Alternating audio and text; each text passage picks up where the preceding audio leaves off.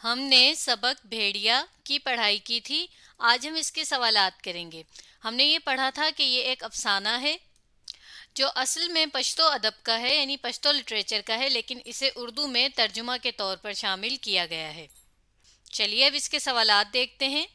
سبق کا پہلا سوال الف ہے، افسانے کا مرکزی کردار بھیڑیا کس علامت کے طور پر استعمال ہوا ہے؟ تو چلیں دیکھتے ہیں کہ ہم نے سبق میں بھیڑیا کے حوالے سے کیا پڑھا تھا۔ تو کیونکہ اس پورے افسانے میں جو مرکزی کردار ہے، مین رول جس کا ہے، وہ بھیڑیا ہی ہے، اور بھیڑیا کے بارے میں یہاں دیکھیے شروع ہی میں ہمیں پتہ چل گیا تھا جب ہم نے یہاں پڑھا تھا، میں جب ارد گرد دیکھتا ہوں تو حیران رہ جاتا ہوں، میرے چاروں طرف بے شمار درخت ہیں، ہر درخت میں کسی نہ کسی شخص نے پناہ لے رکھی ہے اور اس کا بھیڑیا کھڑا غرا رہا ہے۔ بھیڑیے کا غرانا یعنی کہ غصے میں جب جانور کوئی آواز نکالے اسے کہا جاتا ہے۔ پہلی بات یہ، پھر آگے دیکھیے کہ یہ خواہش ہے کہ نیچے اتروں، لیکن کمبخت بھیڑیا مجھے اترنے نہیں دیتا۔ وہ نیچے کھڑا مجھے مسلسل خوفناک نظروں سے دیکھ رہا ہے اور اس انتظار میں ہے کہ میں کب اتروں گا اور وہ مجھے چیر پھاڑ کر کھا جائے گا۔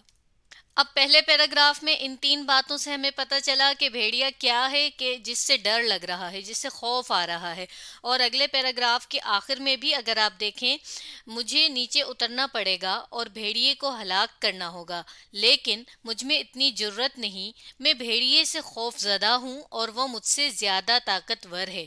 تو یہاں پر بھی ہمیں مزید واضح طور پر پتہ چل گیا کہ بھیڑیا کیا ہے، خوف کی علامت ہے، ڈر کی علامت ہے۔ جیسا کہ ظاہر ایک پہلی بات تو یہ ہے کہ وہ جانور ہے، تو جانور انسان سے زیادہ طاقتور ہوتے ہیں۔ اس کے بعد دوسرا یہ کہ وہ ایک خوفناک جانور ہے، کیونکہ وہ انسان کو کھا جاتا ہے، مار سکنے کی اس میں طاقت ہے، وہ اتنا بڑا جانور ہوتا ہے۔ لیکن ہمیں سوال میں یہ تو بتانا ہی ہے کہ کس چیز کی علامت ہے، لیکن یہ خوف کون سا ہے وہ بھی ہم بتائیں گے۔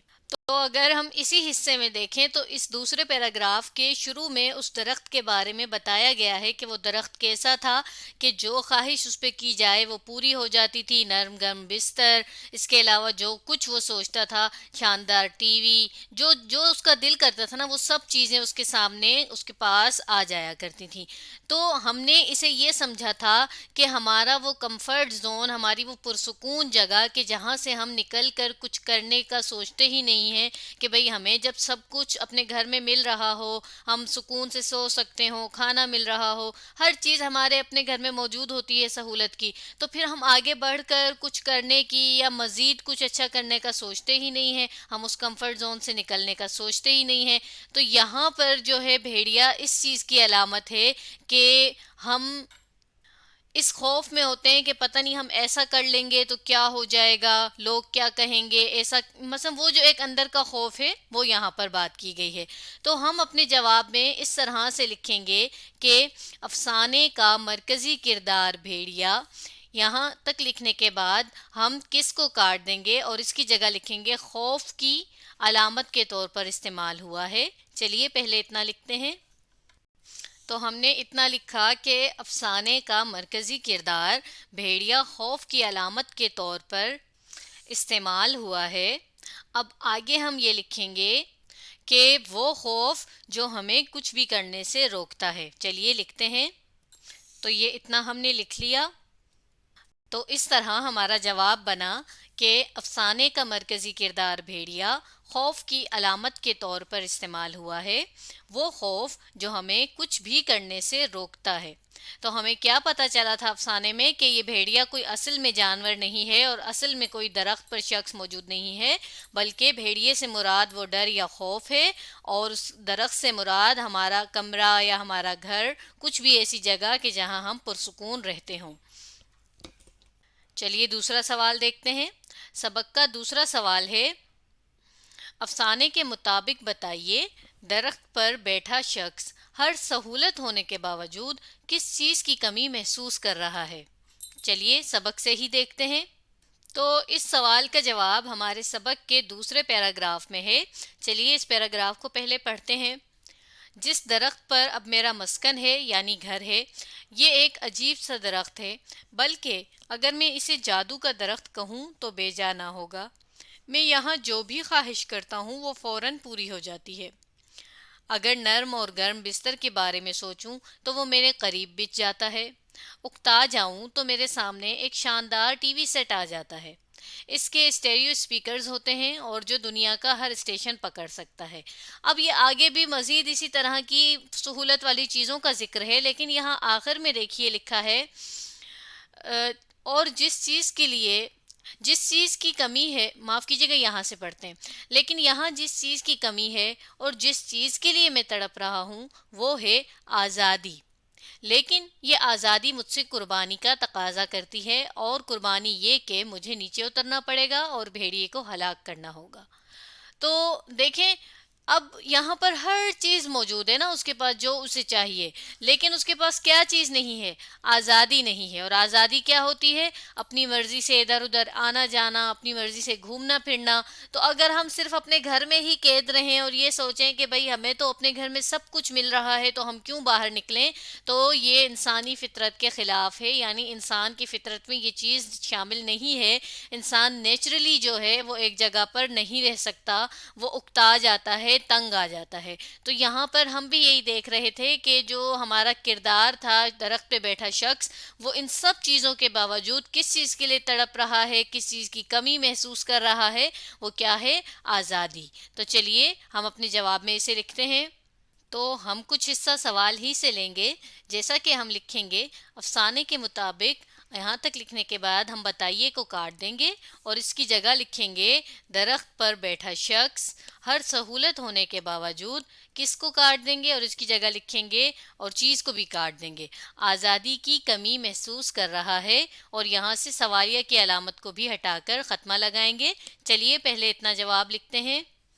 تو اتنا ہم نے لکھ لیا کہ افسانے کے مطابق درخت پر بیٹھا شخص ہر سہولت ہونے کے باوجود آزادی کی کمی محسوس کر رہا ہے۔ اب ہم مزید اس آزادی کو بتا بھی دیں گے جیسا کہ ہم نے ابھی وضاحت میں سمجھا ہے۔ تو ہمارا پورا جواب یہ بنے گا کہ افسانے کے مطابق درخت پر بیٹھا شخص ہر سہولت ہونے کے باوجود آزادی کی کمی محسوس کر رہا ہے۔ وہ آزادی کہ جس کے ذریعے وہ ادھر ادھر آ جا سکتا ہے، گھوم پھر سکتا ہے۔ چلیے اب دیکھتے ہیں کہ ہمارے سبق کا تیسرا سوال کیا ہے۔ سبق کا تیسرا سوال ہے، افسانہ بھیڑیا میں درخت کس علامت کے طور پر استعمال ہوا ہے؟ چلیں پہلے اسے بھی ہم سبق ہی سے دیکھ لیتے ہیں کہ ہم نے درخت سے متعلق کیا کیا پڑھا ہے۔ اب دیکھیے اس دوسرے پیراگراف کو ہم پہلے بھی 2 مرتبہ پڑھ چکے ہیں۔ ہم نے اس میں درخت کے حوالے سے ساری بات پڑھ لی ہے کہ وہ ایک ایسی جگہ ہے درخت کے جس پر ہر چیز موجود ہے، نرم گم بستر، مزے کا کھانا، جو ہم دیکھنا چاہیں وہ ہر چیز، یعنی ہر سکون کی سہولت کی چیز موجود ہے۔ تو یہ سب چیزیں ہمیں کہاں ملتی ہیں؟ ذرا غور کیجئے۔ بالکل اپنے گھر میں، اپنے کمرے میں۔ تو اب ہر انسان کی نظر میں اس کے گھر میں ہر سہولت موجود ہوتی ہے، جیسا سکون اپنے گھر میں ہوتا ہے وہ کہیں نہیں ہوتا۔ تو یہاں پر درخت بھی دراصل ایک اس گھر یا اس کمفرٹ زون، اس کمرے کی علامت کے طور پر استعمال ہوا ہے کہ جہاں پر ہمیں ہر سکون، ہر سہولت ملی ہوئی ہوتی ہے، اور اسی سکون اور سہولت کی وجہ سے ہم جو ہے نکل کر آگے بڑھ کر کچھ کرتے نہیں ہیں، کچھ کرنا چاہتے نہیں ہیں، اور اس کے ساتھ ساتھ ان سہولیات کے ہونے کے ساتھ ساتھ ایک جو ڈر ہوتا ہے، خوف ہوتا ہے کہ ہم پتہ نہیں ایسا کر دیں گے تو کیا ہو جائے گا، ویسا کر دیں گے تو کیا ہو جائے گا۔ تو وہ ایک خوف اور ایک یہ گھر میں ہر سہولت کا ہونا، یہ دونوں چیزیں مل کر ہمیں کچھ کرنے نہیں دیتی۔ تو چلیے ہم لکھ لیتے ہیں اپنے جواب میں۔ تو ہم لکھیں گے افسانہ بھیڑیا میں درخت، یہاں تک لکھنے کے بعد کس علامت کو ہٹا دیں گے اور اس کے بعد لکھیں گے۔ تو ہم نے اتنا لکھا کہ افسانہ بھیڑیا میں درخت اس پرسکون جگہ کے طور پر استعمال ہوا ہے جہاں ہمیں ہر سہولت ملی ہوئی ہے اور ان سہولیات اور سکون کی وجہ سے ہم کچھ کرنے کا نہیں سوچتے۔ تو یہ ہمارا پورا جواب اس طرح سے بنا کہ افسانہ بھیڑیا میں درخت اس پرسکون جگہ کے طور پر استعمال ہوا ہے جہاں ہمیں ہر سہولت ملی ہوئی ہے اور ان سہولیات اور سکون کی وجہ سے ہم کچھ کرنے کا نہیں سوچتے۔ تو اس طرح سے ہمارے تیسرے سوال کا جواب بھی پورا ہو گیا۔ تو آج ہم نے افسانہ بھیڑیا کے سوالات کیے۔ اب آپ اس ویڈیو کو دوبارہ دیکھیے اور اس سبق کے سوالات کو سمجھنے کی کوشش کیجیے۔